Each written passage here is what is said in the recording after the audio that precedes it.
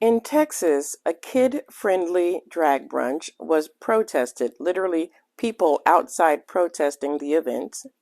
And State Representative Brian Slatton has vowed to introduce a bill that bans minors from attending drag shows.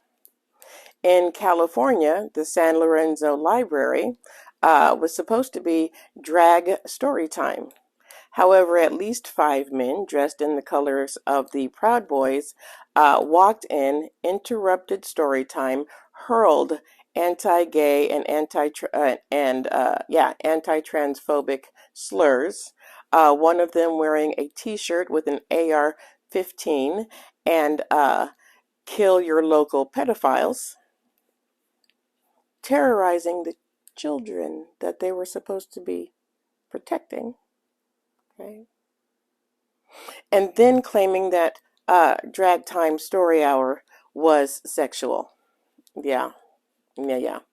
Florida Governor Ron DeSantis has accused parents who take their kids to drag shows, he's accused them of child abuse. Okay, similar to the accusations he has levied at parents who seek gender affirming care for their trans children. Okay. Now, the claim that events like these are grooming children, obviously ridiculous. Okay. They claim that drag queens, who are typically gay men, they claim that they are pedophiles, leaning into the horribly untrue belief that gay men are pedophiles and are grooming your children. And mind you that the cost of gas and food is going up, not by a little, but by a lot. I have yet to hear that there is an end to the shortage of baby formula. Texas had 21 people die when a murderer walked up into a school and opened fire, and the police sat outside and did nothing. An armed man had made his way into a day camp. Armed man had made his way into a day camp in Texas before being shot and killed by the cops. Our economy is about to collapse. And the only thing that these senators, representatives, and governors are concerned about are kid-friendly drag events. Really? That's what we're doing? That's how we're spending our time? But since we're here, and it's Pride, let's talk about drag queens. Okay? Now, a drag queen is a person, usually male, who uses drag clothing and makeup to imitate and often exaggerate women for entertainment purposes.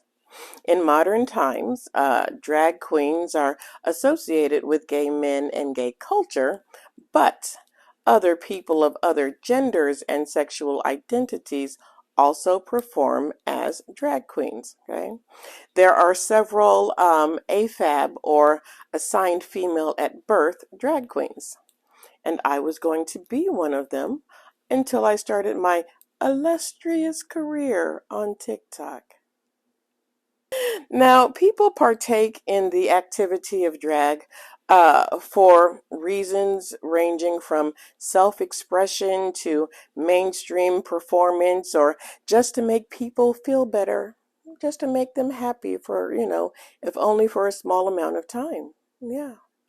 Now, the first person known to describe himself as the Queen of Drag was William Dorsey Swan, born enslaved in Hancock, Maryland, who, in the 1880s, started hosting drag balls in Washington, D.C., that were attended by other men who were also formerly enslaved. Okay?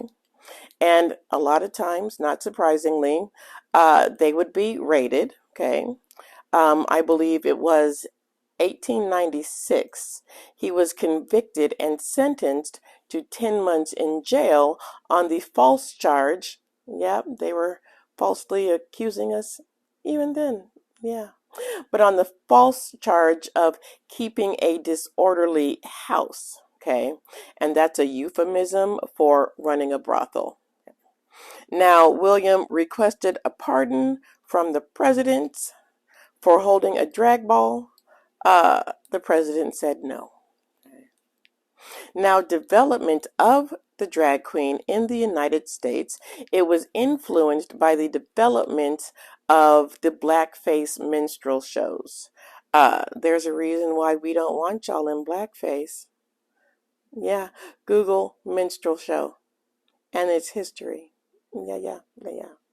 Now, these white people who were in blackface, okay, originally they would only mock African American men.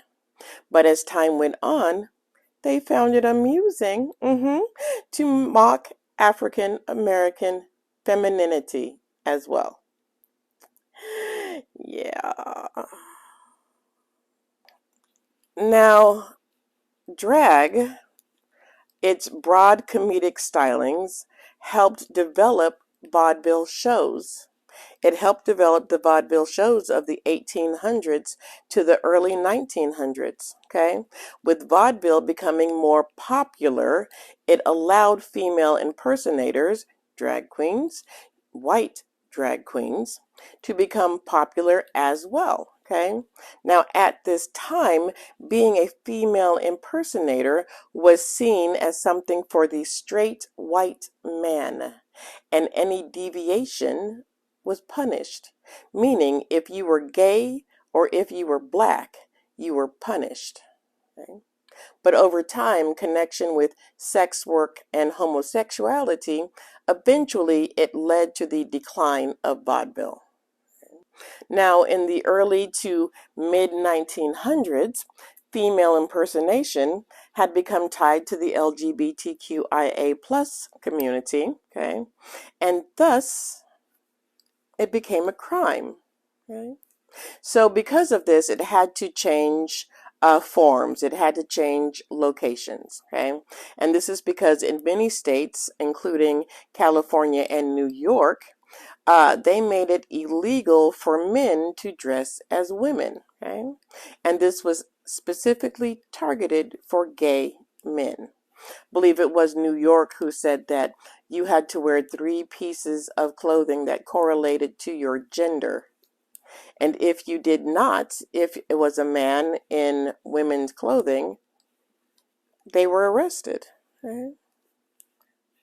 Now, it moved from being popular in mainstream entertainment to something that was only done at nightclubs. Okay, here is where female impersonation started to evolve into what it is today.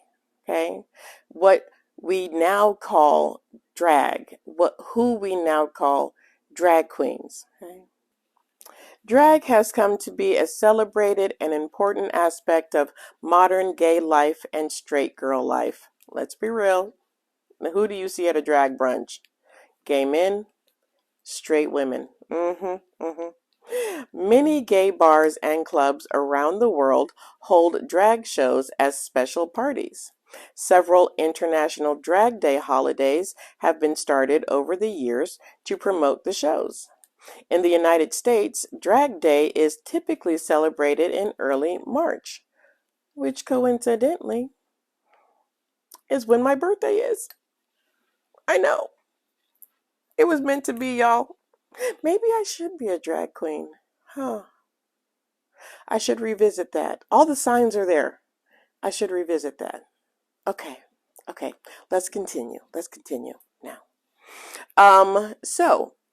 Drag brunches, there we go, have become an acceptable and fun way to get day drunk, which is why I started going to drag brunches to begin with. Now, drag queens have almost become mainstream, almost become household names.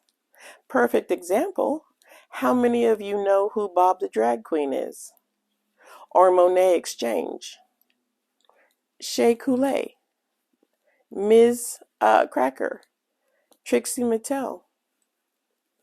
Most of you know these drag queens because of RuPaul. RuPaul, who has been a drag queen longer than my daughter has been alive, and my daughter is in her late 20s. Okay? But in 2009, RuPaul aired a televised drag competition by the name of RuPaul's Drag Race. Okay? And it brought drag to the masses. And it was the most successful program on the Logo television network because it aired on Logo at the time. Okay? But RuPaul's Drag Race brought drag shows to your living room. There is a war on drag queens, which is a byproduct of the war on the LGBTQ community. But I've said this before. Drag queens are not grooming your children. The coach of the gymnast team might be. The swim coach might be, but not a drag queen. Drag queens just want to bring joy and show children that it's okay to be just the way they are. John Casey, an adjunct professor at Wagner College in New York City, he posted in The Advocate, drag queens are incredibly talented and they are trying to live their lives and in the process brighten the lives of those around them. That's the message parents should be communicating to their kids at any age. It's all about acceptance and being loved for who you are.